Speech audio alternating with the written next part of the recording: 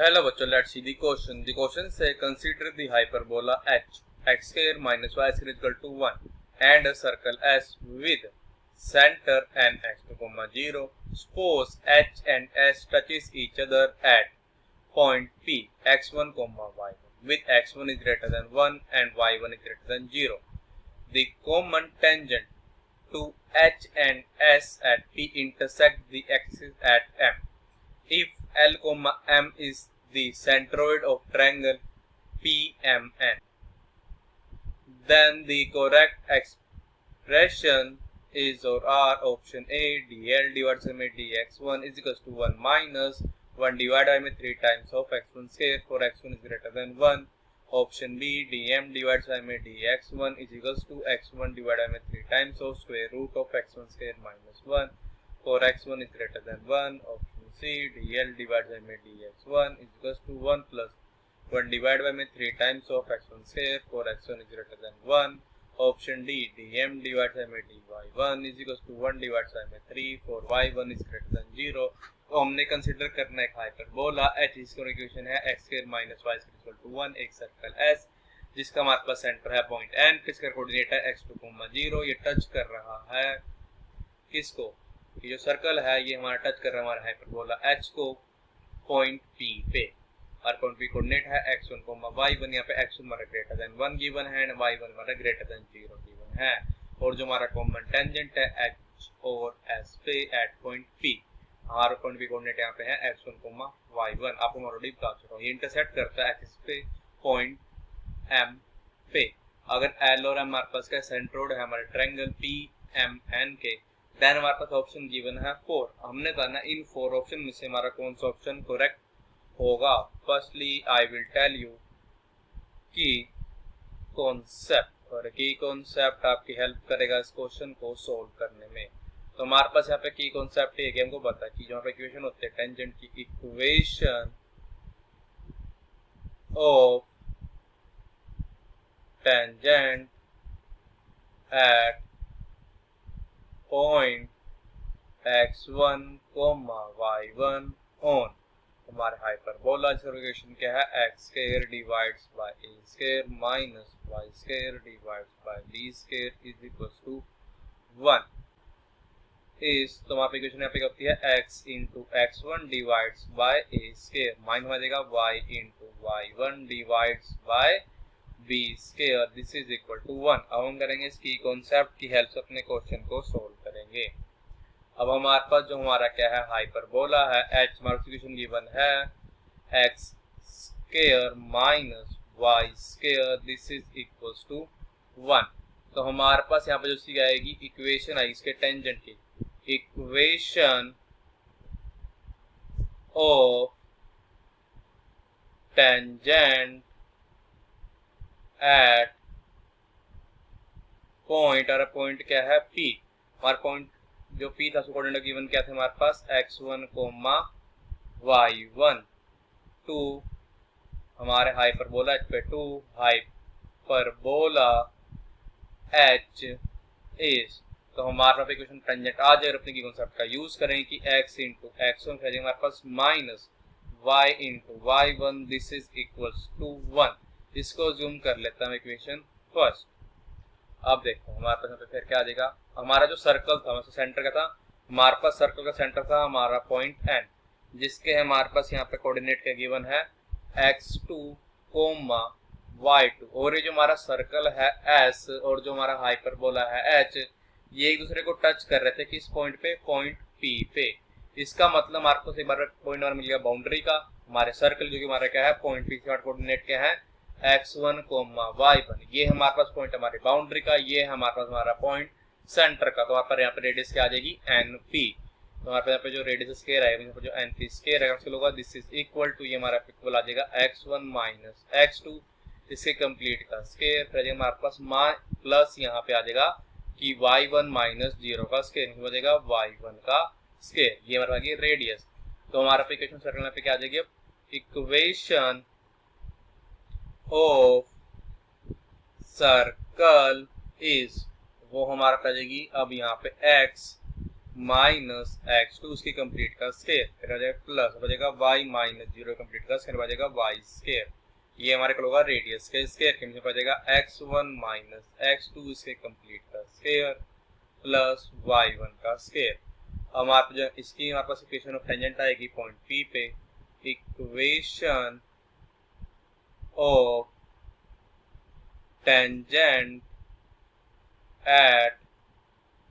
Point, हमारा point क्या है P, हमारे उसके कोऑर्डिनेट क्या है x1, y1 इज, तो हमारे पास यहाँ पे इक्वेशन ऑफ टेंजेंट आ जाएगी हमारे सर्कल S पे x1 माइनस में आ जाएगा x2 इंटू हमारे पास आ जाएगा x, फिर आ जाएगा हमारे पास प्लस y1 इंटू y, ये हमारा इक्वल होगा दिस इज इक्वल्स टू, हमारे यहाँ पे आ जाएगा कि x1 स्क्वायर माइनस हमारे पास यहाँ पे कि x1 इंटू x2, फिर हमारे पास आ जाएगा प्लस y1 स्क्वायर। इसको ज्यूम कर लेते हैं इक्वेशन सेकंड। अब यहाँ पे देखा जाए तो हमारे पास इक्वेशन फर्स्ट और सेकंड जो है सेम लाइन को रिप्रेजेंट कर रही है, बिकॉज हमारे पास ये क्या है, हमारे पास कॉमन टेंजेंट आया है हमारे सर्कल पे एंड हमारे हाइपरबोला पे। इक्वेशन फर्स्ट एंड सेकंड अगर रिप्रेजेंट कर रहे हैं सेम लाइन को, रिप्रेजेंट सेम लाइन, तो हमारे पे क्या आ जाएगा, इसकी हेल्प से आ जाएगा कि दिस इंप्लाइज दैट। अब हमारे पास जो हमारी इक्वेशन सेकंड है ऐसे कोऑर्डिनेट की, दिस इंप्लाइज, तो हमारी इक्वेशन सेकंड में हमारे पास x का कोफिशिएंट है x1 minus x2 and this is divide, हमारे पास यहाँ पे इक्वेशन फर्स्ट में x का कोऑर्डिनेट है x1, ये हमारे को हो जाएगा दिस इज इक्वल टू, अब हमारे पास इक्वेशन सेकंड में y का कोऑर्डिनेट है y1, this is divide by, हमारे पास इक्वेशन फर्स्ट में कोऑर्डिनेट है y का minus y1, this is equal to, हमारे पास इक्वेशन सेकंड में कांस्टेंट टर्म यहाँ पे आ रही है x1 square minus x1 into x2 plus y1 square and ये हमारा डिवाइड हो जाएगा, दिस इज डिवाइडेड बाय, अब हमारे पास कितने फर्स्ट कांस्टेंट टर्म क्या आ रही है 1, तो देखो हमारे पास क्या आ जाएगा कि दिस इंप्लाइज दैट, यहाँ से कि अगर हम क्या करें फर्स्ट से डेवलप करें कंपेयर, तो आ जाएगा कि x1 minus x2 this is divides bye x1, ये हमारे को हो जाएगा y1 divides bye minus y हो जाएगा माइनस 1, तो हमारे पास आ जाएगा कि दिस इंप्लाइज दैट कि x1 माइनस x2 ये हमारे को हो जाएगा माइनस x1 के, तो हमारे पास आ जाएगा दिस इंप्लाइज दैट कि x1 plus x1 is equals to x2, this implies हो जाएगी 2 टाइम्स ऑफ x1 जो हमारे को आ जाएगा x2 के, तो हमारे पास क्या आ जाएगा कि दिस इंप्लाइज दैट कि जो हमारा क्या होगा x1 होगा ये हमारे को हो जाएगा x2 डिवाइड्स बाय 2 के। अब देखो हमारे इक्वेशन में फर्स्ट क्या इंप्लाई कर रहा है कि इक्वेशन फर्स्ट हमारे पास क्या थी, इसमें जो हमारे पास टेंजेंट इक्वेशन आई थी कि x into x1 minus y into y1 is equal to 1। अब ये हमारा टेंजेंट जो है ये कब टच करेगा x एक्सिस को, इट टचेस x एक्सिस, जब हम करेंगे पुट करना पड़ेगा क्या y इज इक्वल टू 0 इस इक्वेशन में, तो हमारे पे क्या आ जाएगा यहाँ पे कि x into x1 is equal to 1, तो हमारे पास दिस इंप्लाइज दैट x जो हमारे आ जाएगा 1 डिवाइड बाय x1 के। अब जो टेंजेंट था हमारा कॉमन टेंजेंट्स की बात कर रहा हूँ यहाँ पे, ये तो हमारा टच कर रहा था x एक्सिस को किस पे पॉइंट M पे, तो हमारे पास हमारा जो पॉइंट आता M क्या पॉइंट आता M आ जाएगा 1 डिवाइड्स बाय x1 0। अब देखो हमारे पास जो हमारा क्या था पॉइंट P था, हमारे पास हमारा पॉइंट P है x1 y1 एंड हमारे पास अभी हमारा जो एक पॉइंट आया है M, ये हमारे पास आया है 1 डिवाइड बाय x1 0। हमारे पास जो पॉइंट N था ये हमारे पास था x2 0। अभी देखो हमारे पास यहाँ पे वैल्यू आई थी x2 की वो हमारे इक्वल है 2 टाइम्स ऑफ x1 के। तो हमारे पास यहाँ पे क्या आ जाएगा, हमारा पॉइंट P तो यही रहेगा x1 कोमा y1, हमारे पास पॉइंट M हमारे पास हो जाएगा 1 divide bye x1 coma 0 and पे हमारा जो पॉइंट N है ये हमारा हो जाएगा 2 टाइम्स ऑफ x1 कोमा 0। हमारे पास जो कहेगा सेंट्रोइड आएगा, हमारा सेंट्रोइड ऑफ ट्रायंगल PMN, ये हमारे पास क्या आ जाएगा एस। अब हमारे पास पॉइंट P में हमारे पास एक्स कोऑर्डिनेट क्या है x1, को हमारे पॉइंट M में हमारे पास एक्स कोऑर्डिनेट है 1 डिवाइड बाय में x1 रहेगा प्लस हमारे पॉइंट N का एक्स कोऑर्डिनेट है 2 times of x1 and this is divides bye 3 फिर हमारे पास कोमा हमारे पास पॉइंट P का y कोऑर्डिनेट है y1 प्लस M का y कोऑर्डिनेट है 0 प्लस N का y कोऑर्डिनेट है 0, दिस इज डिवाइड्स बाय 3। तो हमारे पास सेंट्रोइड क्या आ जाएगा, centroid of triangle PMN is, ये हमारे पास यहाँ पे आ जाएगा। अब x1 plus 2 times of x1 हो जाएगा यहाँ पे 3 times of x1, this is divides bye 3, फिर यहाँ पे आ जाएगा प्लस 1 डिवाइड बाय में 3 टाइम्स ऑफ x1, कोमा हमारे पास आ जाएगा y1 डिवाइड्स बाय में 3। हमारे पास क्वेश्चन में तो ये गिवन था कि हमारे पास सेंट्रोइड जो आएगा हमारा ट्रायंगल PMN का वो हमारे पास क्या है L, M है। L,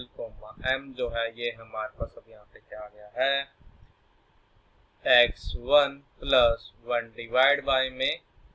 3 times of x1 comma y1 divides by में 3। हम चेक करते हैं हमारा option A, option B, option C and option कौन सा हमारा ऑप्शन करेक्ट है। तो फिलहाल चेक करते हैं हमारा option A, DL divides by में dx means change in value with respect to x1, तो हमारे को दिस इज इक्वल टू, देखो अब हमारे पास यहाँ से L क्या आ जाएगा, हमारे पास L यहाँ से आएगा L is equals to x1 plus 1 divide by में 3 टाइम्स ऑफ x1, यहाँ पे M क्या आ जाएगा, M हमारे पास यहाँ पे आ जाएगा y1 डिवाइड्स बाय में 3। तो देखो जब हम यहाँ पे करेंगे L को अगर हम डिफरेंट करें विद रिस्पेक्ट टू x1 पे आ जाएगा differentiation of x1 with respect to x1 आ जाएगा 1, फिर आ जाएगा यहाँ पे plus differentiation of 1 divide by में 3x1 with respect to x1, तो हमारे पे आ जाएगा कि माइनस 1 डिवाइड बाय में 3 टाइम्स ऑफ x1 का स्क्वायर, तो हमारे पास आ जाएगा कि dl डिवाइड्स बाय में dx1 दिस इज इक्वल हो जाएगा पे 1 माइनस हो जाएगा 1 डिवाइड बाय में 3 टाइम्स ऑफ x1 स्क्वायर। इसका मतलब देखो हमारे पास यहाँ पे क्या है कि ये जो हमारा ऑप्शन ए है ये तो करेक्ट है। पर क्वेश्चन ऑलरेडी में गिवन ये था ही कि x1 जो है ये हमारा क्या है ग्रेटर देन 1 है, अपना ऑप्शन बी। अब देखा पे जो m है हमारे से इक्वल आया है या y1 डिवाइड्स बाय 3 के। अब ये जो मेरा पॉइंट था x1 y1 मीन जो हमारा पॉइंट p था ये तो हमारा लाई कर रहा था ऑन हमारे hyperbola x square minus y square is equal to 1 पे, तो देगा दिस इंप्लाइज दैट यहाँ से कि x1 स्क्वायर फिर आ जाएगा हमारे पास minus y1 square this is equal to 1, तो हमारे यहाँ पे क्या आ जाएगा अब कि दिस इंप्लाइज टाइम पीरियड पे आ जाएगा कि ये जो हमारे पास क्या है हमारा y1 आएगा किसी को ये हमारे को आ जाएगा square root of x1 square minus 1 के। अब यहाँ पे तो क्या होगा जो हमारा x1 होगा ग्रेटर देन होगा 1 के, तभी हमारे पास y1 की एक रियल वैल्यू आएगी, y1 तो हमारा रियल है ही। तो आ जाएगा this implies that m is equal to हमारे पास कहता है y1 डिवाइड्स बाय 3, तो आ जाएगा पे 1 डिवाइड्स बाय 3 तो आ जाएगा square root of x1 square minus 1। This implies that अब हम करेंगे डिफरेंशिएट कर देंगे both side with respect to x1, तो आ जाएगा कि यहाँ पे कि dm bye dx1 is equal हो जाएगा 1 डिवाइड्स बाय 3 इनटू आ जाएगा 1 डिवाइड्स बाय में 2 times of square root x1 square minus 1 into हमारे पास क्या आ जाएगा कि